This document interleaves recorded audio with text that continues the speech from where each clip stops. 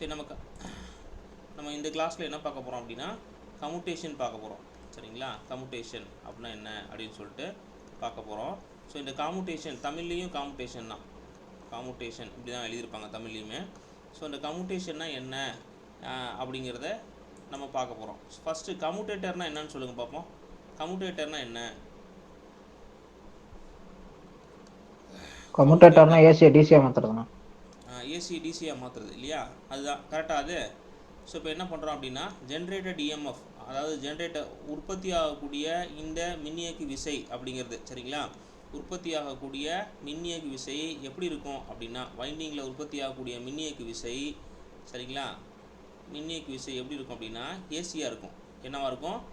ஏசியாக இருக்கும். அதாவது இந்த ஃபார்மில் தான் வந்து இந்த மாதிரி சைன் வேவில் தான் பார்த்திங்க அப்படின்னா ஆர்மேச்சர் கண்டக்டரில் இஎம்எஃப் உற்பத்தி ஆகும். ஸோ இதை தான் நம்ம என்ன சொல்லியிருக்கோம்னா டைனமிக்கலி இன்டியூஸ்டு இஎம்எஃப் அப்படின்னு சொல்லிட்டு சொல்லியிருக்கோம். டைனமிக்கலி இன்டியூஸ்டு இஎம்எஃப் அப்படின்னு சொல்லிட்டு நம்ம இதை சொல்கிறோம். ஸோ இது என்னவாகும் அப்படின்னா நமக்கு டிசியாக தான் வேணும், ஏன்னா அது டிசி மிஷின் டிசியாக தான் வேணும்.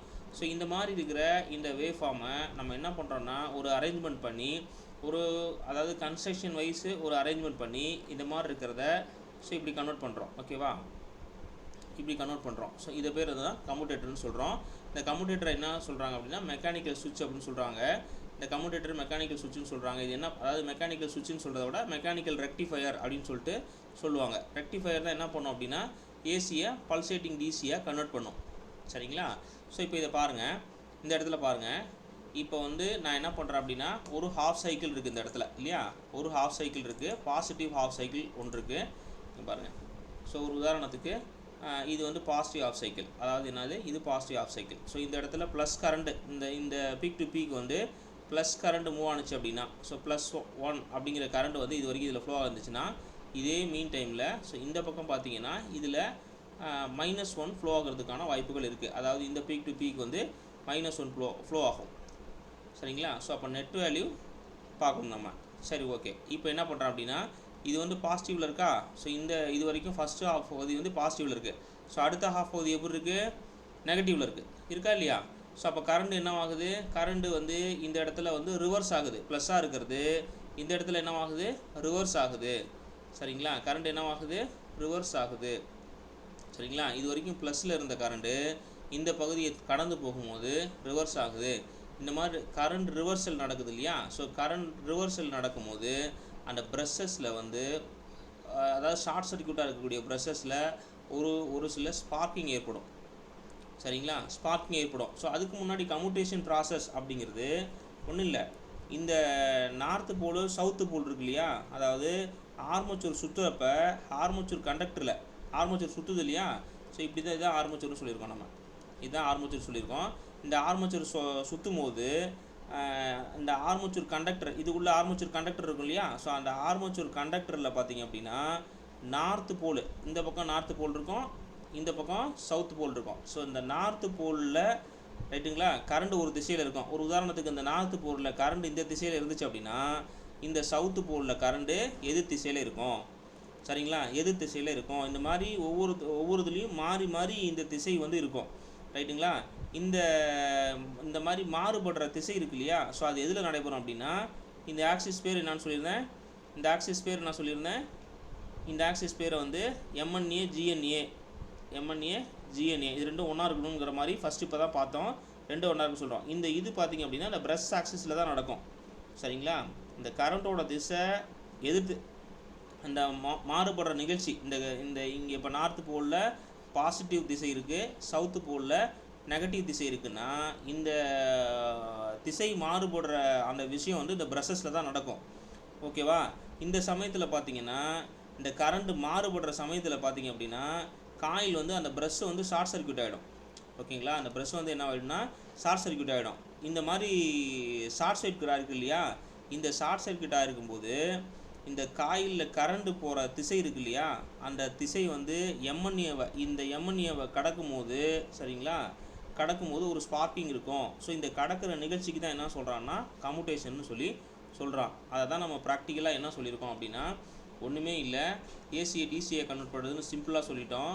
அதாவது இது வந்து ஒரு திசையில் இருக்குது, இது ப்ளஸ்ன்னு எடுத்துக்கிட்டிங்க அப்படின்னா இது என்ன அப்படின்னா மைனஸில் இருக்கும். இந்த திசை என்ன மைனஸில் இருக்கும் இந்த இடத்துல. சரிங்களா, இந்த இடத்துல கரண்ட் ரிவர்ஸ் ஆகுது இல்லையா, இது வரைக்கும் ப்ளஸ்ஸு, இந்த ஜீரோவை கடந்து போகும்போது மைனஸ் ஆகுது இல்லையா.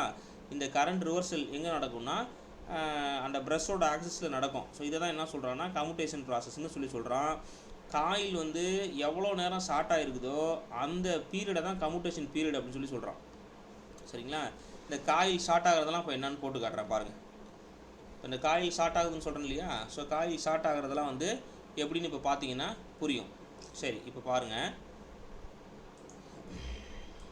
இப்போ பாருங்கள், ஃபஸ்ட்டு ஒரு உதாரணத்துக்கு நான் என்ன பண்ணுறேன் அப்படின்னா, ஒரு உதாரணத்துக்கு என்ன பண்ணுறேன், ஒரு இப்போ வந்து ஆர்மேச்சர் கண்டக்டர் இந்த மாதிரி இருக்குது. ஒரு 3 ஆர்மேச்சர் கண்டக்டர் இந்த மாதிரி இருக்குன்னு வச்சுக்கோங்களேன். சரிங்களா, இந்த ஆர்மேச்சர் கண்டக்டரை இதுக்கு இந்த மாதிரி போடுறீங்க. இது என்ன அப்படின்னா, ஸோ இது வந்து இதை பொறுத்த மட்டும் கம்யூட்டேஷன், அதாவது எப்படின்னா கம்யூட்டேட்டர் செக்மெண்ட். இப்போ ஏ, இந்த இதுக்கு நான் கேபிட்டல் ஏன்னு எடுத்துக்கிறேன். இந்த காயில் கேபிட்டல் ஏ, இந்த காயில் கேபிட்டல் பி, இந்த காயில் கேபிட்டல் சி. சரிங்களா, அப்படி எடுத்துக்கிறேன். அப்படி எடுக்கும்போது பார்த்தீங்கன்னா இந்த கம்யூட்டேட்டர் செக்மெண்ட்டை ஸ்மால் ஏ, சரிங்களா, ஸ்மால் பி, இதை என்ன சொல்கிறேன் அப்படின்னா ஸ்மால் சி. ஸோ இதை நான் சொல்கிறேன் ஸ்மால் சின்னு சொல்கிறேன். ஸோ இந்த டைமில் ஓகேவா. இப்போ வந்து இந்த ஏலையும் பிலையும் கரண்ட்டு பார்த்தீங்கன்னா இந்த டைரெக்ஷனில் போகுது, கரண்ட்டு இந்த டைரெக்ஷனில் போகுது. ஆனால் சியில் இருக்கக்கூடிய ஆர்மேச்சர் கண்டக்டரில் மட்டும் இந்த திசையில் கரண்ட்டு போகுது, அதாவது ஆப்போசிட் டைரெக்ஷனில் கரண்ட் வருது. சரிங்களா, ஒரு உதாரணத்துக்கு இதில் 2 ஆம்ஸ் ஃப்ளோ ஆகுது, இதில் 2 ஆம்ஸ் ஃப்ளோ ஆகுதுன்னு வச்சுக்கோங்களேன். ஸோ இதுலேயும் 2 ஆம்ஸ், இந்த 2 ஆம்ஸ் ஃப்ளோ ஆகிற திசை இந்த மாதிரி இருக்குது. ஸோ இந்த மாதிரி இருக்குது. இந்த 2 ஆம்ஸில் ஃப்ளோ ஆகிற திசை இந்த மாதிரி இருக்குது. சரிங்களா, சரி ஃபஸ்ட்டு இப்போ பாருங்கள். இந்த 2 காயிலுக்கும் இடையில இருக்கக்கூடிய இந்த செக்மெண்ட் இருக்கு இல்லையா, இந்த செக்மெண்ட் வந்து ஏங்கிற கம்யூட்டேட்டர் செக்மெண்ட்லேயும், ஸோ இந்த பிசிங்கிற காயிலுக்கு இடையில் இருக்கக்கூடிய இந்த கண்டக்டர் வந்து பிங்கிற அந்த கம்யூட்டேட்டர் செக்மெண்ட்லேயும் இருக்கிறதா வச்சுக்குவோம். ஒரு உதாரணத்துக்கு வச்சுக்கிட்டோம் அப்படின்னா, சரிங்களா, உதாரணத்துக்கு வச்சுக்கிட்டோம் அப்படின்னா இங்கே போகிற கரண்ட்டும் இதில் ஃப்ளோ ஆகும், இதில் போகிற கரண்ட்டும் இதில் ஃப்ளோ ஆகும். ஸோ அப்போது 2 + ஒரே நிமிஷம்.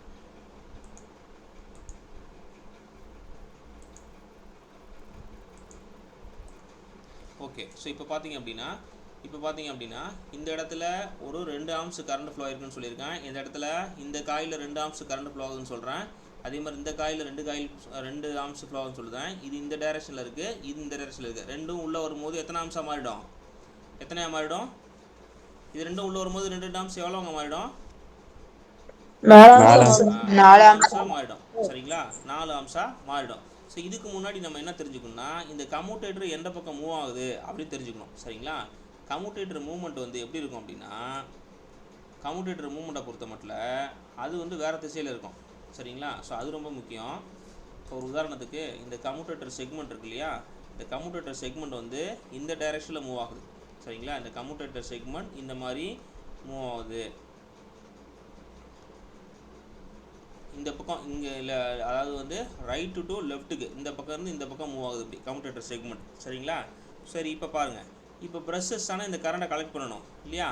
இந்த கம்யூட்டேட்டர் செக்மெண்ட்லேருந்து எது கலெக்ட் பண்ணோம், ப்ரஷஸ் தான் கலெக்ட் பண்ணோம். ஸோ இப்போ இந்த டைமில் பார்த்தீங்க அப்படின்னா ப்ரஷ் வந்து இது முழுமையாக, இந்த ப்ரஷ் வந்து முழுமையாக இந்த பிங்கிற கம்யூட்டேட்டர் செக்மெண்ட்டில் இருக்கிறதா நம்ம எடுத்துக்குவோம். பிங்கிற கம்யூட்டேட்டர் செக்மெண்ட்டில் இருக்கிறதா நம்ம எடுத்துக்குவோம். இப்படி கன்சிடர் பண்ணிங்க அப்படின்னா இந்த ப்ரஷ் வந்து எவ்வளோ ஆம்ஸை வந்து இப்போ கலெக்ட் பண்ணோம், இந்த ப்ரஷ் எவ்வளோ ஆம்ஸாக கலெக்ட் பண்ணோம், இங்கே 2 ஆம்ஸ் வந்திருக்கு, இங்கே 2 ஆம்ஸ் வந்திருக்கு. இந்த ரெண்டுக்கும் சேர்த்து எத்தனை ஆம்ஸு, 4 ஆம்ஸு. அப்போ அந்த ப்ரஷ் எத்தனை ஆம்ஸை கலெக்ட் பண்ணோம், 4 ஆம்ஸை கலெக்ட் பண்ணோம். சரிங்களா, 4 ஆம்ஸை கலெக்ட் பண்ணோம். இப்போ பாருங்கள், இப்போ என்ன ஆகுது அப்படின்னா ப்ரஷ் வந்து ஒரு பக்கத்துலேருந்து இன்னொரு பக்கம் மூவ் ஆகுது. இப்போ ஒரு உதாரணத்துக்கு பாருங்கள், இப்போ அடுத்த டயக்ராம் போட்டு காட்டுறேன் பாருங்கள். ஸோ இதே செக்மெண்ட்டு தான், இது ஏன்னு வச்சுக்கோங்க, இப்போ பின்னு வச்சுக்கிறீங்க. ஓகேவா, நான் ஸ்பார்க் ஆகுதுன்னு சொல்கிறேன் இல்லையா. இப்போ எப்படி ஸ்பார்க் ஆகுது இல்லை என்ன மாதிரி கிடக்குதுங்கிறத நீங்கள் பாருங்கள். நான் என்ன பண்ணுறேன், அதே 3 கம்யூட்டேட்டர் செக்மெண்ட் எடுத்துக்கிறேன். அதுக்கு முன்னாடி வைண்டிங் போடணும். சரிங்களா, இந்த வைண்டிங் ரொம்ப முக்கியம்.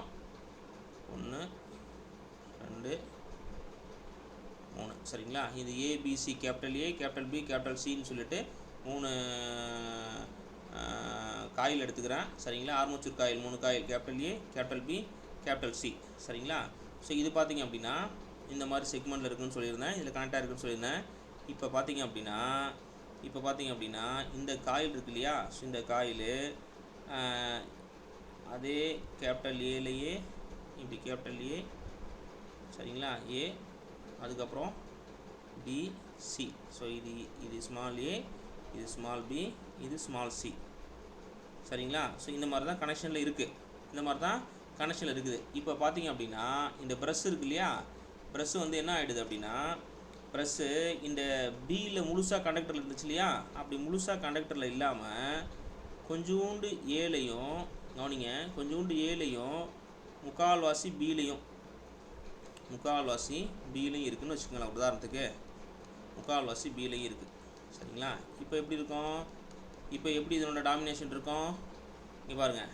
இப்போ வந்து எப்படி இருக்கும் அப்படின்னா, இந்த இதில் 2 ஆம்ஸ் கரண்ட் தான் போகும், சரிங்களா.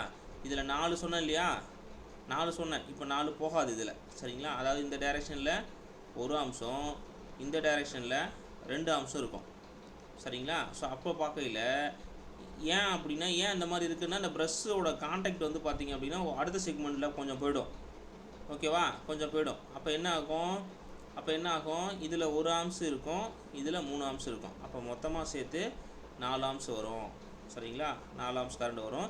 இதுதான் ஒரு இடத்துல இருந்து இன்னொரு இடத்துக்கு மூவ் ஆகுது இல்லையா, அந்த ப்ரெஷ்ஷு ஷிஃப்ட் ஆகுது இல்லையா, ஷிஃப்ட் ஆகும்போது இந்த கம்யூட்டேட்டர் செக்மெண்ட்டில் ஒரு விதமான ஸ்பார்க்கிங் இருக்கும், சரிங்களா. அந்த கரண்ட் ரிவர்சல் இந்த இடத்துல நடக்கும். இப்போ நீங்கள் உதாரணத்துக்கு டைரக்ஷன் போட்டு பார்த்தா தெரியும். ஸோ இது ரெண்டும் 1 ஆம்ஸ் சொல்லிட்டேன், இந்த டைரக்ஷனில் இருக்குன்னு சொல்லிட்டேன். ஸோ அடுத்ததில் பார்த்தீங்க அப்படின்னா இந்த ப்ரெஷ் இருக்கு இல்லையா, இந்த ப்ரெஷ்ஷு வந்து ஏக்கும் பிக்கும் காமனான பகுதியில் இப்போ இதில் வந்து 3 பங்கு இருக்குது, இந்த பியில் 3 பங்கு இருக்குது, ஏல 1 பங்கு இருக்குது. இப்போ என்னவாகும் அப்படின்னா பாருங்கள், அடுத்த தடவை ஏ இப்படி இருக்குது, பி இந்த இடத்துல இருக்குன்னா இந்த ப்ரெஷ்ஷஸ் இருக்கு இல்லையா, ஏலையும் பிலையும் சரிசமமாக வந்துடும்.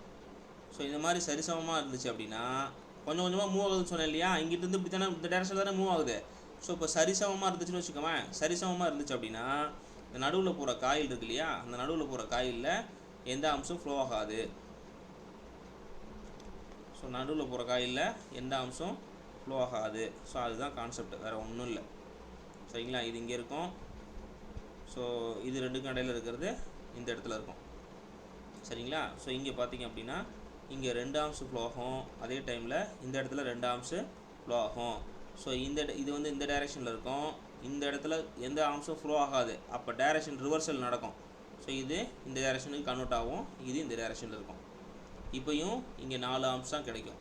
ஸோ இந்த மாதிரி கரண்ட் ரிவர்ஸ் ஆகும், சரிங்களா. எப்போ கரண்ட் ரிவர்ஸ் ஆகும், இந்த செக்மெண்ட் இருக்கு இல்லையா, இந்த செக்மெண்ட் வந்து ஒரு கம்யூட்டேட்டர் செக்மெண்ட் ஒரு இடத்துலேருந்து இன்னொரு இடத்துக்கு, ப்ரெஷ் வந்து ஒரு இடத்துலேருந்து இன்னொரு இடத்துக்கு மூவ் ஆகும்போது இந்த காயில் வந்து ஷார்ட் சர்க்யூட் ஆகும், சரிங்களா. ஷார்ட் சர்க்யூட் ஆகும், அந்த டைமில் கரண்ட் ரிவர்சல் நடக்கும். ஸோ இந்த ப்ராசஸ் பேர் தான் கம்யூட்டேஷன் அப்படின்னு சொல்லிட்டு சொல்கிறாங்க. இதுதான் நம்ம ப்ராக்டிக்கலாக என்ன சொல்கிறோம் அப்படின்னா, இந்த மாதிரி ஏசியை டிசியை கன்வெர்ட் பண்ணுதுன்னு சொல்கிறோம். இந்த ஏசியை டிசியை கன்வெர்ட் பண்ணுற ப்ராசஸ் இது தான், சரிங்களா. இதுதான், இது புரியும்னு நினைக்கிறேன். புரியுதுங்களா? புரியுதா? இது ஒரு வேவ் ஃபார்முக்கு போட்டு காட்டேன் 3மே. இதே மாதிரி அடுத்த சைக்கிளுக்கும் இதே மாதிரி நம்ம போடலாம், சரிங்களா. இதாவது புரியுதா? ஸ்பார்க் எப்போ வரும் அப்படின்னா, இந்த ப்ரஷஸ் இருக்கு இல்லையா, இந்த ப்ரஷஸில் வந்து தீப்பொறி வந்துச்சுன்னா, சரிங்களா, ப்ரஷஸில் வந்து ஸ்பார்க்கிங் வந்துச்சு அப்படின்னாவே அது வந்து புவர் கம்யூட்டேஷன் அப்படின்னு சொல்லிட்டு அர்த்தம், சரிங்களா. புவர் கம்யூட்டேஷன் அப்படின்னு சொல்லிட்டு அர்த்தம். ஸ்பார்க் இல்லை அப்படின்னா அது வந்து ஐடியல் கம்யூட்டேஷன் அப்படின்னு சொல்லிட்டு அர்த்தம். இதில் வந்து 2 வகையாக கம்யூட்டேஷன் வந்து எப்படிலாம் இம்ப்ரூவ் பண்ணலாம் அப்படின்னு போட்டிருப்பாங்க, சரிங்களா. அது சும்மா என்னென்னு மட்டும் தெரிஞ்சுக்கங்க. ரெசிஸ்டன்ஸ் கம்யூட்டேஷன், அதாவது வந்து நான் இந்த இடத்துல என்ன பண்ணேன் அப்படின்னா, இந்த இடத்துல டைரெக்டாக கனெக்ட் பண்ணேன் இல்லையா, இங்கே பாருங்கள். ஸோ இந்த இடத்துல நான் டைரெக்டாக கனெக்ட் பண்ணியிருக்கேன், சரிங்களா. இந்த இடத்துல டைரெக்டாக அப்படி கனெக்ட் பண்ணியிருக்கேன் இல்லையா, இந்த மாதிரி டைரெக்டாக கனெக்ட் பண்ணாமல் இந்த இடத்துல ஒரு ரெசிஸ்டன்ஸ் போட்டு கனெக்ட் பண்ணுறது, சரிங்களா. ஸோ அந்த மாதிரி தான் சொல்லுவாங்க, அது ரெசிஸ்டன்ஸ் கம்யூட்டேஷன் அப்படின்னு சொல்லிட்டு சொல்லுவாங்க. இது ஒரு type of improving commutation, methods of improving commutation. So resistance commutation.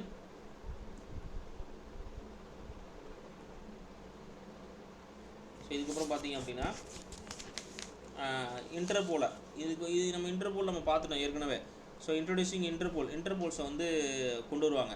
ஆகிட்டா இன்டர்போல் இல்லைன்னா வந்து கம்யூட்டேட்டிங் போல்ஸ் அப்படின்னு சொல்லுவாங்க அது பேரை. சரிங்களா, இன்டர்போல்ஸ் ஆர் கம்யூட்டேட்டிங் போல்ஸ்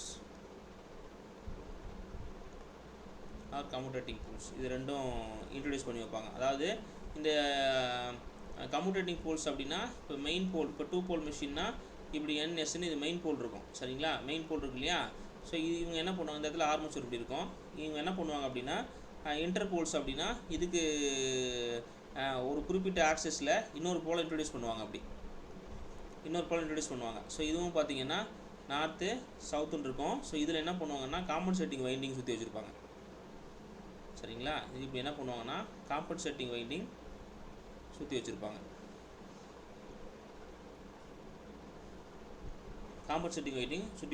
இதில். சரிங்களா, ஸோ இதை தான் சொல்கிறாங்க, இது ப்ளஸ்ஸு இது மைனஸு. சரிங்களா, ஸோ இது மூலியமாக வந்து பண்ணலாங்கிற மாதிரி சொல்லுவாங்க. இது 2 வகையான இதை வந்து பண்ணோம். இந்த காம்பன்சேட்டிங் வைண்டிங் வந்து எதுக்காக அப்படின்னா ஆர்மேச்சர் ரியாக்ஷனில் உருவாகக்கூடிய எம்எம்எஃப்பை வந்து காம்பன்சேட் பண்ணுறதுக்காகவும் பயன்படுத்துவாங்க. சரிங்களா, இன்டர்போல் வைண்டிங்கில் கொடுத்துருக்கக்கூடிய, அதாவது இன்டர்போல் வைண்டிங்கில் நீங்கள் இதில் சப்ளை கொடுக்கும்போது இந்த காம்பன்சேட்டிங் வைண்டிங்கில் வந்து ஒரு எம்எஃப் ப்ரொடியூஸ் ஆகும். அந்த எம்எஃப் பார்த்தீங்கன்னா ஆர்மேச்சர் ரியாக்ஷனில் ஏற்படக்கூடிய அந்த எம்எஃப்பை எதிர்த்து இந்த ஆர்மேச்சர் ரியாக்ஷனால் ஏற்படக்கூடிய அந்த விளைவுகளை வந்து இல்லாமல் பண்ணுறதுக்கும் இதை பயன்படுத்துவாங்க. சரிங்களா, அதே மாதிரி எப்படி வந்து இதில் ஸ்பார்க் உருவாகாமல் இருக்கும் அப்படின்னா இந்த இன்டர்போல் வைண்டிங்கில் ஒரு ஃப்ளக்ஸ் இருக்கும். அந்த ஃப்ளக்ஸ் பார்த்திங்க அப்படின்னா ஃப்ளக்ஸை பொறுத்த மட்டும் இந்த கம்யூட்டேஷன் நடக்கும்போது, இந்த கம்யூட்டேஷன் ப்ராசஸ் நடைபெறுற காயிலில் வந்து வெட்டும். சரிங்களா, இந்த கம்யூட்டேஷன் நடைபெறக்கூடிய காயிலில் இருக்கக்கூடிய ஃப்ளக்ஸை வெட்டுறதுனால அது ஒரு செல்ஃப் இன்டியூஸ்டு இஎம்எஃப் ப்ரொடியூஸ் ஆகும். சரிங்களா, செல்ஃப் இன்டியூஸ்டு இஎம்எஃப் ப்ரொடியூஸ் ஆகும். ஓகேவா, இந்த இஎம்எஃப் பார்த்திங்க அப்படின்னா ஆர்மேச்சரோட கரண்ட்டுக்கு நேராக இருக்கும், அதாவது நேர் விகிதத்தில் இருக்கும். அந்த டைமில் பார்த்திங்க அப்படின்னா அந்த செல்ஃப் இன்டியூஸ்டு இஎம்எஃப் எதிர் திசையில் வந்து 2 இஎம்எஃப்பையும் ஒன்று எதிர்த்து அதை கேன்சல் பண்ணிவிட்ரும். அந்த மாதிரி கேன்சல் பண்ணும்போது கம்யூட்டேட்டரில் ஸ்பார்க்கே நடக்காது. சரிங்களா, அது சொல்லுவாங்க. நீங்கள் அது என்னென்னு மட்டும் தெரிஞ்சுக்கங்க, நீங்கள் ரொம்பலாம் தெரிஞ்சுக்கோன்னா. ரெசிஸ்டன்ஸ் கம்யூட்டேஷன் அப்படின்னா அந்த வைண்டிங்கோட 2 வைண்டிங் அந்த ரைசரில் கனெக்ட் பண்ணும்போது ஒரு ரெசிஸ்டன்ஸ் போட்டு கனெக்ட் பண்ணுவாங்க. அதுதான் இந்த கம்யூட்டேஷன் இம்ப்ரூவ் பண்ணுறது. இன்டர்போல்னால் மெயின் போலுக்கு அக்ராஸாக ஒரு குறிப்பிட்ட டேஞ்சனில் வந்து பார்த்திங்க அப்படின்னா இன்டர்போல் வந்து வச்சுருப்பாங்க. இன்டர்போல் வந்து இன்ட்ரடியூஸ் பண்ணியிருப்பாங்க. அதில் காம்பன்சேட்டிங் காயில் வைப்பாங்க. சரிங்களா, இது வந்து என்ன பண்ணுன்னா ஆர்மேச்சர் கரண்ட்டை இந்த இன்டர்போல் உருவாகக்கூடிய எம்எம்எஃப், அந்த எம்எம்எஃப் வந்து அந்த ஃப்ளக்ஸை வெட்டுறதுனால அதில் ஒரு செல்ஃப் இன்டியூஸ்டு இஎம்எஃப் ப்ரொடியூஸ் ஆகும். இந்த இஎம்எஃப்னால அந்த கரண்ட்டில் ஒரு ஆர்மேச்சர் கரண்ட்டு, அதாவது அந்த ஃப்ளக்ஸில் ஒரு அந்த காயிலில் ஒரு கரண்ட்டு ப்ரொடியூஸ் ஆகும். இந்த கரண்ட்டு பார்த்திங்கன்னா ஆர்மேச்சரில் உற்பத்தி ஆகக்கூடிய கரண்ட்டுக்கு எதிர் திசையில் இருக்கும். ஸோ இது ரெண்டும் கேன்சல் ஆகிடும். அதனால் கம்யூட்டேட்டரில் ஸ்பார்க் நடக்காது அப்படின்னு சொல்லுவாங்க. வேறு ஒன்றும் இல்லை. ஸோ இவ்வளோ தான் கம்யூட்டேஷன். ஓகேங்களா, கம்யூட்டேஷன் வேறு ஒன்றும் இல்லை. ஸோ இதுதான் கம்யூட்டேஷனு. ஸோ நெக்ஸ்ட்டு பார்ப்போம். ஸோ நெக்ஸ்ட்டு வந்து இந்த கம்யூட்டேஷன் புரியுதுங்களா? ஏதாவது சந்தேகம் இருக்கா? DC generators. சரி, நீங்கள் சொல்லுங்கள். இப்போ நான் ஒவ்வொன்றும் ஜென்ரேட்டர் எழுதுகிறேன், அதனுடைய நேச்சரை வச்சு நீங்கள் சொல்லுங்கள் எது எங்கெங்கே பயன்படுத்தலான்னு. அப்ளிகேஷன்ஸ் ஆஃப் இந்த டிசி ஜென்ரேட்டரோட பயன்பாடுகள் என்னென்ன அப்படின்னு சொல்லிட்டு பார்க்க போகிறோம். சரிங்களா, ஸோ ஃபஸ்ட்டு நம்ம எப்படி பார்த்தோமோ அதே மாதிரி பார்த்துருவோம். இந்த டிசி ஜென்ரேட்டர் எப்படி பார்த்தோம்? ஃபஸ்ட்டு செப்பரேட்லி செல்ஃப்னு பிரித்தோம் இல்லையா? செப்பரேட்லி எக்ஸிடேஷன், அதாவது செப்பரேட்லி வந்து செல்ஃபு. இந்த செல்ஃபை வந்து என்ன பிரித்தோம்? 3 பிரித்தோம். 3 செல்ஃப் என்ன பிரித்தோம்? 3 பிரித்தோம். எப்படி பிரித்தோம்? சன்ட்டு, அப்புறம் சீரியஸு, அப்புறம் காம்பவுண்டு. ஓகேவா? சரி, நம்ம ஜென்ரலாக எடுத்துப்போம். இப்போ சன்ட்டு ஜென்ரேட்டர்னால் அது எங்கே பயன்படுத்துவோம்? சன்ட்டு ஜென்ரேட்டரோட இது என்னென்னா ப்ராப்பர்ட்டி என்ன, அது ஒரு நேச்சர் என்ன? சன்ட்டு ஜென்ரேட்டர்னு சொல்லியிருக்கோம்னா கான்ஸ்டன்ட் ஸ்பீடு, அதாவது கான்ஸ்டன்ட் வோல்டேஜ் இருக்கும். ஜென்ரேட்டருங்கிறதுனால இந்த இடத்துல என்ன சொல்கிறோம், கான்ஸ்டன்ட் வோல்டேஜ் இருக்கும் அப்படிங்கிறத சொல்கிறோம். இப்போ கான்ஸ்டன்ட் வோல்டேஜ் நமக்கு எங்கெங்கெல்லாம் தேவைப்படும் சொல்லுங்கள் பார்ப்போம். நீங்கள் சொன்னீங்கன்னா தான் உங்களுக்கு பேட்டரி நடக்காது. சார்ஜ் பண்ற இடத்துல இருக்கு. சூப்பருங்க, சூப்பர், வெரி குட். எங்கே பயன்படுத்துகிறோம், சார்ஜ் பண்ணுற இடத்துல. சூப்பர். பேட்ரி சார்ஜிங் இருக்கு இல்லையா, பேட்ரி சார்ஜிங் அந்த இடத்துல நம்ம இதை வந்து பயன்படுத்துகிறோம், ரொம்ப முக்கியம். சூப்பர். வேறு வேறு ஸோ வேறு வந்து பார்த்தீங்கன்னா எலக்ட்ரோப்ளேட்டிங்னு சொல்லிட்டு சொல்லுவாங்க. ஃபார் எலக்ட்ரோப்ளேட்டிங் அந்த இடத்துல பயன்படுத்துகிறாங்க. அப்புறம் ஆல்டர்னேட்டர் எக்ஸைட் பண்ணுறதுக்கு, சரிங்க, excitation of alternator, excitation of alternator இதில் பயன்படுத்துகிறாங்க. ஓகேவா? சரி, அடுத்து இந்த சீரியஸ் ஜென்ரேட்டரு. சீரியஸ் ஜென்ரேட்டரோட ப்ராப்பர்ட்டி என்ன, அதை சொல்லுங்கள். Variable voltage generator. அப்படியா சொல்கிறது?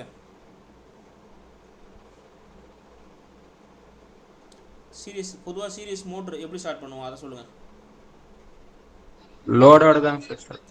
லோடோட ஸ்டார்ட் பண்ணுவோம். சூப்பர், லோடோட தான் ஸ்டார்ட் பண்ணுவோம். அப்போ இதுக்கு என்ன அர்த்தம் அப்படின்னா, இந்த டெர்மினல் வோல்டேஜ் இருக்கு இல்லையா, அதாவது நோ லோட்லேருந்து ஃபுல் லோடு வரைக்கும், சரிங்களா, இதை பொறுத்த மட்டும் no load to full load, no லோட்லேருந்து ஃபுல் லோடு வரைக்கும் கரண்ட் அதிகமாக, சரிங்களா, கரண்ட் அதிகமாக இந்த டெர்மினல் வோல்டேஜும் அதிகமாகிட்டே இருக்கும், டெர்மினல் வோல்டேஜும் அதிகமாகிட்டு இருக்கும். ஸோ அதனால் இதெல்லாம் இங்கே எங்கே பயன்படுத்துகிறாங்க அப்படின்னா, ஸோ இதை மேக்ஸிமம் எங்கே பயன்படுத்துவாங்கன்னா பூஸ்டர்ஸில் பயன்படுத்துவாங்க, சரிங்களா, பூஸ்டர்ஸில் பயன்படுத்துவாங்க. உங்களுக்கு தெரிஞ்சது ஆர்க் லேம்பில் பயன்படுத்துவாங்க, பூஸ்டர்ஸில் பயன்படுத்துவாங்க. ஸோ எங்கெல்லாம் இது அதிகமாக தேவைப்படுதோ, அந்த வோல்டேஜ் அதிகமாக தேவைப்படுதோ அந்த இடத்துல இதை பயன்படுத்துவாங்கிற மாதிரி சொல்லுவாங்க, வேறு ஒன்றும் இல்லை. அப்புறம் காம்பவுண்ட் ஜென்ரேட்டர் நமக்கு தெரியும், ரெண்டு இருக்குது, ரெண்டு வகையான காம்பவுண்ட் ஜென்ரேட்டர் இருக்குது அப்படின்னு சொல்லுவாங்க. என்னென்ன காம்பவுண்ட் ஜென்ரேட்டர்னு நம்ம லாங் சென்ட் ஷார்ட் சென்ட்லாம் சொன்னோம். சரி, அதெல்லாம் இருக்கட்டும். இந்த வெல்டிங் மிஷின் இருக்கு இல்லையா, டிசி வெல்டிங் மிஷினு, காமனாக அந்த டிசி வெல்டிங் மிஷின் இருக்க இடத்துல இதை வந்து அந்த டிசி வெல்டிங் மிஷினுக்கு வந்து சப்ளை கொடுக்கறதுக்கு பயன்படுத்துவாங்க. இது ரொம்ப முக்கியம்.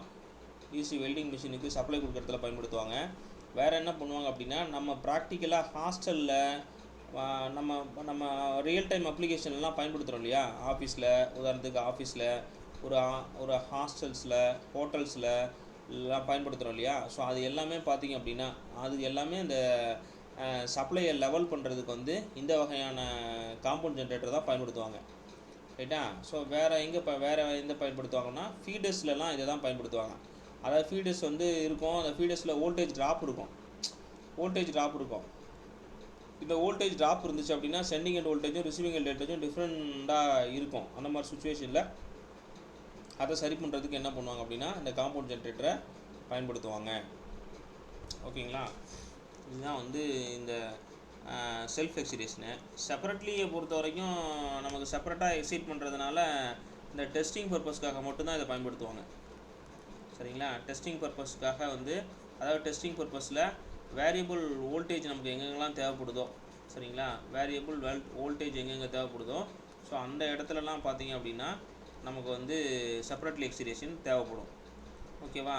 ஸோ வேறு மாதிரினா இதை வேறு எங்கே பயன்படுத்தலாம், வேறு நம்ம ப்ராக்டிக்கலாக தாங்க, இதில் வேறு ஒன்றும் பெருசு இல்லைங்க. சும்மா ஒரு டிசி மோட்டரை ஃபீட் பண்ணுறதுக்கு பயன்படுத்தலாங்க, அவ்வளோதாங்க. மற்றபடிலாம் வேறு ஒன்றும் எங்கேயும் பயன்படுத்த முடியாது இதை. ஓகேங்களா?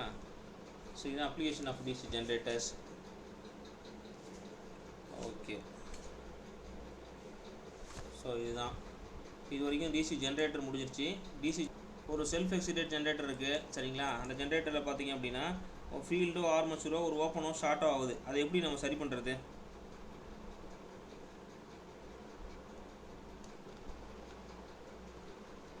தெரில இல்லையா? சரி, ஓகே. ப்ரஷ்ஷோட கான்டாக்ட் இருக்கு இல்லைங்களா, ஸோ அது தளவாக இருந்துச்சுன்னா என்ன நடக்கும்? இல்லை கம்யூட்டேட்டரில் இருக்கக்கூடிய பள்ளங்கள் அது வந்து ரொம்ப அழுக்காக இருந்துச்சுன்னா என்ன நடக்கும்? ஸ்பார்க் வோல்டேஜ்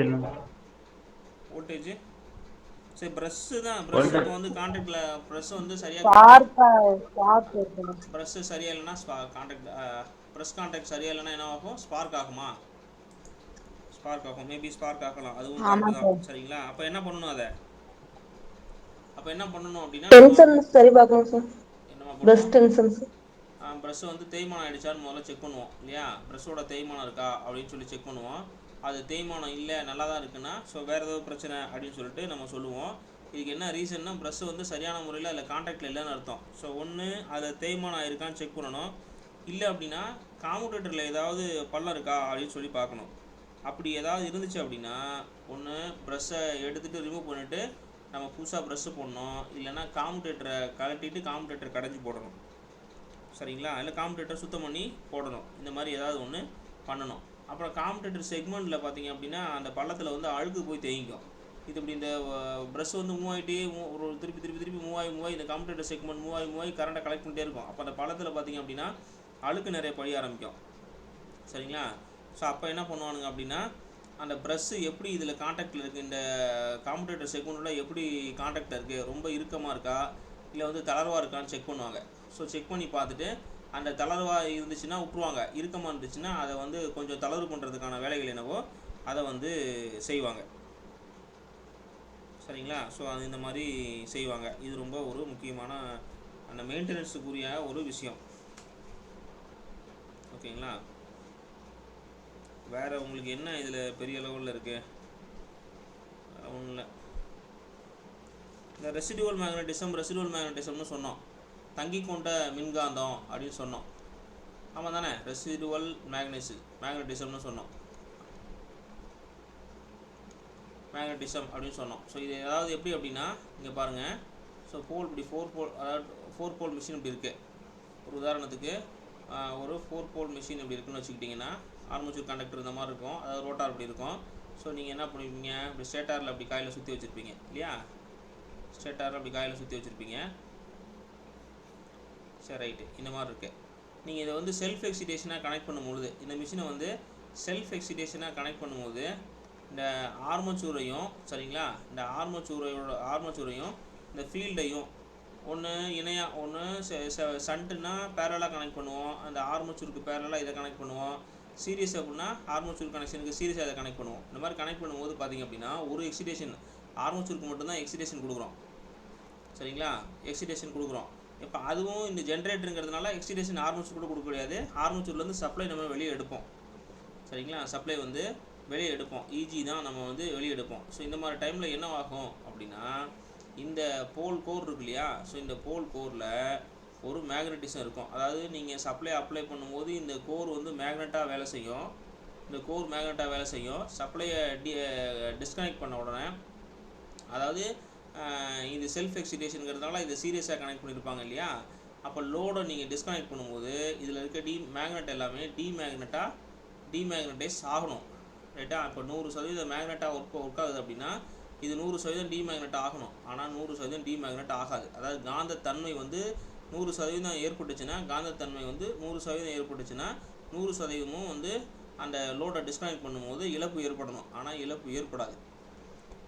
ஒரு சம் ஆஃப் அந்த ஃப்ளக்ஸஸ் வந்து இந்த போல் கோர்லேயே தங்கியிருக்கும். சரிங்களா, அதுதான் அந்த ரெசிடுவல் மேக்னட்டிசம் சொல்லி சொல்கிறானுங்க. ரொம்ப நாள் மிஷின் நீங்கள் ஆப்ரேட் பண்ணாமே இருக்கீங்க. ரொம்ப நாள் மிஷின் ஆப்ரேட் பண்ணாத போது ரொம்ப நாள், சரிங்களா, ஒரு ஜென்ரேட்டரை வந்து நீங்கள் ரொம்ப காலமாக வந்து ஒரு சண்டு ஜென்ரேட்டரை வந்து ரொம்ப காலமாக நீங்கள் ஆப்ரேட்டே பண்ணல. அந்த மாதிரி டைமில் நீங்கள் ரெசிடுவல் மேக்னட்டிசம் இருக்குமானா அது ரெசிடுவல் மேக்னட்டிசம் இருக்காது. சரிங்களா, நம்ம என்ன பண்ணுவோம் அப்படின்னா அந்த ஷார்ட் சர்க்யூட்டு, அந்த எஞ்சிய காந்தங்கள் இருக்கு இல்லையா, அது வந்து ஒரு சில டைமில் இருக்காது. அதை வந்து நம்ம அந்த காந்த துருவங்களை ஃப்ளாஷ் பண்ணணும். சரிங்களா, அது என்ன சொல்லணும்னா ஃப்ளாஷிங் அப்படின்னு சொல்லி சொல்லுவாங்க. ஃப்ளாஷிங் ஆஃப் ஃபீல்டு அப்படின்னு சொல்லுவாங்க. சரிங்களா, காந்த துருவங்களை ஃப்ளாஷிங் செய்வாங்க. சரிங்களா, ஃப்ளாஷிங் இந்த வார்த்தையை கேள்விப்பட்டுங்க. ஏன் அப்படின்னா இந்த செல்ஃப் எக்ஸிடேஷன் மிஷினை பொறுத்த வரைக்கும் ரெசிடுவல் மேக்னட்டிசம்ங்கிறது ரொம்ப ரொம்ப முக்கியம். இந்த செல்ஃப் எக்ஸிடேஷனை பொறுத்த மட்டும் ரெசிடுவல் மேக்னட்டிசம் வந்து ரொம்ப ரொம்ப முக்கியம். இந்த ரெசிடுவல் தங்கி கொண்ட காந்தத்தன்மை இல்லை அப்படின்னா அந்த மிஷின் வேலை செய்யாது. அதுக்கு என்ன பண்ணுவாங்க அப்படின்னா நீண்ட காலமாக அந்த மிஷின் நம்ம ஒர்க்கிங் கண்டிஷன் இல்லாத மிஷின்லாம் என்ன பண்ணுவாங்கன்னா அந்த ஃபீல்டை வந்து ஃப்ளாஷிங் பண்ணுவாங்க. ஃபீல்டுனா அந்த காந்த துருவங்களை என்ன பண்ணுவாங்க அப்படின்னா ஃப்ளாஷிங் பண்ணுவாங்க. அது என்ன ஃப்ளாஷிங் பண்ணுறதுன்னா என்ன அப்படின்னா இந்த போல் கோர் இருக்கு இல்லையா, இந்த போல் கோரை ஒரு பேட்டரியில் கனெக்ட் பண்ணுவாங்க. ஒரு போல் கோரை இதில் இருக்கக்கூடிய வைண்டிங்கில் இப்போ என்எஸ்ன்னு இருக்குது அப்படின்னா இந்த இடத்துல வந்து என்எஸ்ன்னு இருக்கும். ஸோ இது என்ன பண்ணுவாங்க அப்படின்னா ஒரு இந்த ஃபீல்டு வைண்டிங்கை மட்டும் ஒரு பேட்ரி சப்ளையில் கனெக்ட் பண்ணுவாங்க. ஒரு பேட்ரி சப்ளையில் கனெக்ட் பண்ணுவாங்க. ஸோ ஒரு 2 நிமிஷம் 3 நிமிஷம் கனெக்ட் பண்ணுவாங்க. கனெக்ட் பண்ணிவிட்டு டிஸ்கனெக்ட் பண்ணிட்டாங்க அப்படின்னா மீண்டும் அதில் ஒரு குறிப்பிட்ட ஃப்ளக்ஸ் வந்து தங்கிக்கும். இப்போ இந்த போது நீங்கள் ரோட்டாரை வந்து லோடோட கனெக்ட் பண்ணிங்க அப்படின்னா மிஷின் வந்து செல்ஃப் ஸ்டார்டிங்காக அது மிஷின் வந்து ஆட்டோமேட்டிக்காக ஒர்க்கிங் கண்டிஷனுக்கு வந்துடும். ஸோ இதை சொல்கிறாங்க. இந்த வார்த்தையை தெரிஞ்சுக்கணும். காந்த துருவங்களை ஃப்ளாஷ் ஆக்குறது அப்படிங்கிறது நமக்கு முக்கியம். காந்த துருவங்களை ஃப்ளாஷிங் செய்தல் அப்படின்னு சொல்லுவாங்க. ஃப்ளாஷிங் ஆஃப் ஃபீல்டு அப்படின்னு இங்கிலீஷில் சொல்லுவான். ஃப்ளாஷிங் செய்தல் இது ரொம்ப முக்கியம். இது என்ன அர்த்தம் அப்படின்னா ஜென்ரேட்டர் ரொம்ப காலமாக இந்த செல்ஃப் எக்ஸைட்டட் ஜென்ரேட்டர் வந்து ரொம்ப காலமாக இந்த எக்ஸிடேஷனை கிளர் ஊட்டுதல்னு அர்த்தம். சப்ளை அப்ளை பண்ணுறது தான் எக்ஸிடேஷன். தமிழில் என்ன சொல்லுவாங்கன்னா கிளர் ஊட்டுதல் அப்படின்னு சொல்லுவாங்க. கிளர் ஊட்டுதல்னால் சப்ளை அப்ளை பண்ணுறது தான். நீங்கள் ப்ராக்டிக்கலாக படிச்சுங்க. சப்ளை அப்ளை பண்ணுறது தான். ஸோ இந்த ஃப்ளாஷிங் செய்தல் அப்படின்னா என்ன அப்படின்னா அந்த ஃபீல்டை வந்து நீண்ட காலமாக ஒர்க்கிங் கண்டிஷனில் இல்லாத அந்த டிசி ஜென்ரேட்டரோட ஃபீல்டை வந்து ஒரு பேட்டரியோட ஒரு சில நிமிடங்கள் மட்டும் கனெக்ட் பண்ணிவிட்டு அந்த பேட்டரியை டிஸ்கனெக்ட் பண்ணுறது தான் ஃப்ளாஷிங் செய்தல்னு சொல்லுவாங்க. அந்த மாதிரி பண்ணிங்க அப்படின்னா ஃபீல்டு கோரில் ஃப்ளக்ஸு ப்ரொடியூஸ் ஆகி ஒரு சில கொஞ்சம் நேரத்துக்கு அப்புறம் டிஸ்கனெக்ட் பண்ணும்போது அது டீமேக்னேட்டாக முழுமையாக ஆகாமல் ஒரு சில ஃப்ளக்ஸ் வந்து அங்கேயே தேங்கிக்கும். இப்போ நீங்கள் ஆர்மச்சூரோட கனெக்ட் பண்ணிங்கன்னா மிஷின் வந்து ஒர்க் ஆகும். அதான் வேறு ஒன்றும் இல்லை. புரியுதுங்களா? ஒரு டிசி ஜென்ரேட்டரில் என்னென்ன இழப்புகள் இருக்கும் அப்படிங்கிறது மட்டும் பார்ப்போம். ஒரு உதாரணத்துக்கு ஒரு டிசி ஜென்ரேட்டர் இருக்குது, சரிங்களா? டிசி ஜென்ரேட்டர் நம்ம டிரான்ஸ்ஃபார்மர்லேயே சொன்னோம். மிஷினை பொறுத்த வரைக்கும் 2 வகையான லாஸஸ் இருக்கும். ஒன்று என்ன லாஸஸ் அப்படின்னா கான்ஸ்டன்ட் லாஸ், நிலையான இழப்புகள் அப்படின்னு சொல்லுவாங்க, கான்ஸ்டன்ட் லாஸு. இன்னொன்று வந்து வேரியபிள் லாஸு, சரிங்களா? வேறுபடும் தன்மை கொண்ட இழப்புகள் அப்படின்னு சொல்லுவாங்க. நிலையான இழப்பு, வேறுபடக்கூடிய இழப்பு, சரிங்களா? வேறுபடக்கூடிய இழப்பு. சரி, இந்த நிலையான இழப்பு அப்படின்னு டிரான்ஸ்ஃபார்மரில் என்னத்த சொன்னோம்? டிரான்ஸ்ஃபார்மருங்கிறது ஆமாம், டிரான்ஸ்ஃபார்மருங்கிறது என்ன அப்படின்னா இது வந்து இதில் எதுவுமே சுழலும் பகுதி இருக்காது. ஆமாம் தானே? சுழலும் பகுதி இதில் இருக்காது. ஆனால் டிசி ஜென்ரேட்டரில் பார்த்தீங்க அப்படின்னா ரோட்டார்னு ஒன்று இருக்குது, ஓகேவா? ஸ்டேட்டார்னு ஒன்று இருக்குது. ஸ்டேட்டாரில் பார்த்தீங்கன்னா போல் கோர் இருக்குது, அதாவது போல் கோரு வைண்டிங் இருக்குது. இதே மாதிரி ரோட்டார்லேயும் கோர் இருக்குது, வைண்டிங் இருக்குது, சரிங்களா? ஸோ இப்போ பாருங்கள், நம்ம பொதுவாக கோர் லாஸஸ் வந்து எப்போவுமே வேறுபடாது. கோர் லாஸஸ் வந்து வேறுபடாது. அப்போ என்ன சொல்கிறான்னா இதை வந்து என்ன சொல்கிறான், 2ஆக பிரிக்கிறான். அந்த கான்ஸ்டன்ட் லாஸஸை இந்த இடத்துல 2ஆக பிரிக்கிறான். என்னவா பிரிக்கிறான் அப்படின்னா கோர் லாஸு அப்படின்னு சொல்கிறான். இல்லைனா இது அயர்ன் லாஸ்ன்னு கூட சொல்லுவாங்க. நீங்கள் கோர் லாஸ் ஞாபகம் வச்சுக்கோங்க. இதுக்கப்புறம் பார்த்தீங்கன்னா மெக்கானிக்கல் லாஸஸ் இருக்கும். இப்போ மேலே ஃபேனில் கிரிச்சின்னு சவுண்டு வருது, என்ன அதில் போயிடுச்சுன்னு அர்த்தம்? பேரிங் போயிடுச்சு. அதுதான் ஃப்ரிக்ஷன். அதுதான் ஃப்ரிக்ஷன், அந்த உராய்வு தன்மையினால் ஏற்படக்கூடிய இழப்பு, சரிங்களா? அதெல்லாம் ஒரு வகையான இழப்புங்கிற மாதிரி சொல்லுவாங்க, சரிங்களா? ஸோ வழக்கமாக நம்ம வேரியபிள் லாஸஸில் டிரான்ஸ்ஃபார்மரில் பார்த்தா அதே தான். இந்த வேரியபிள் லாஸஸ்ங்கிறது ஒன்றும் இல்லை, இது வந்து காப்பர் லாஸ், அதாவது வைண்டிங் லாஸ், ஓகேவா? வைண்டிங் லாஸ்ன்னு சொல்லுவாங்க. இன்னொன்று பார்த்தீங்கன்னா ஸ்ட்ரே லோட் லாஸ் அப்படின்னு சொல்லுவாங்க. ஸ்ட்ரே லோட் லாஸ் அப்படின்னு சொல்லிட்டு சொல்லுவாங்க. சரி, ரைட்டு. இந்த கோர் லாஸஸ் நம்ம லாஸ்ட் கிளாஸ்லேயே பார்த்தோம். என்னென்ன வகையான கோர் லாஸஸ் இருக்குது?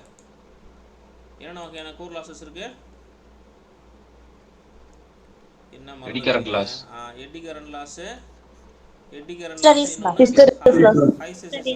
ஹைசிஸ் லாஸஸ், எடி கரண்ட் லாஸஸ்ன்னு 2 வகையான லாஸஸ் இருக்குது. அப்போ கோர் லாஸஸ்ங்கிறது பிஹெச் ப்ளஸ் பிசி, ஓகேவா? ரைட்டு. இதே மெக்கானிக்கல் லாஸஸை பொறுத்த வரைக்கும் இதில் 2 வகையான லாஸஸ் இருக்குது. விண்டேஜ் லாஸஸ்ன்னு ஒன்று இருக்குது, ஃப்ரிக்ஷன் லாஸஸ்ன்னு ஒன்று இருக்குது, சரிங்களா? விண்டேஜ் லாஸஸ்ன்னு ஒன்று இருக்குது, இன்னொன்று வந்து ஃப்ரிக்ஷன் லாஸஸ் அப்படின்னு சொல்லிட்டு இருக்குது, ஓகேவா? ஸோ காப்பர் வைண்டிங் லாஸஸை பொறுத்த வரைக்கும் எங்கெங்கெல்லாம் வைண்டிங் இருக்கும் அப்படின்னா ஆர்மச்சூர்லேயும் இருக்கும், ஃபீல்டுலேயும் இருக்கும். அப்போ armature fielding winding losses, armature winding losses, field winding losses, இதை 2 வகையாக சொல்லலாம். சரிங்களா? இந்த ஸ்ட்ரே லோட் லாஸஸை என்னவா பிரிக்கலாம் அப்படின்னா, இதுலேயும் வந்து பார்த்திங்கன்னா 2ஆக இருக்கும். என்ன இருக்கும்? Core stray, copper stray. Core stray losses, இன்னொன்று வந்து காப்பர் ஸ்ட்ரே லாஸஸ் அப்படின்னு சொல்லிட்டு சொல்லுவாங்க. ஒரு வகையான லாஸஸ் தான், ரொட்டேட்டரி பார்ட்டில் இருக்கக்கூடிய ஒரு வகையான லாஸஸ் தான் இதுவும். சரிங்களா? ஏதாவது டவுட் இருக்குங்களா இதில்? நீங்கள் முக்கியமாக நம்ம வந்து லாஸஸை பொறுத்த வரைக்கும் கான்ஸ்டன்ட் லாஸஸ்னால் என்ன, வேரியபிள் லாஸஸ்னால் என்ன, இது ரொம்ப முக்கியமாக தெரிஞ்சுக்கணும். ஓகேங்களா? இதில் ஏதாவது டவுட் இருக்குங்களா? No sir. சரிம்மா, இது தெரிஞ்சுக்கிட்டால் போதுமானது. காலையில் நம்ம மோட்ரு பார்ப்போம். ஒரு 2-3 கிளாஸில் நம்ம முடிச்சிடலாம் இந்த மிஷினை.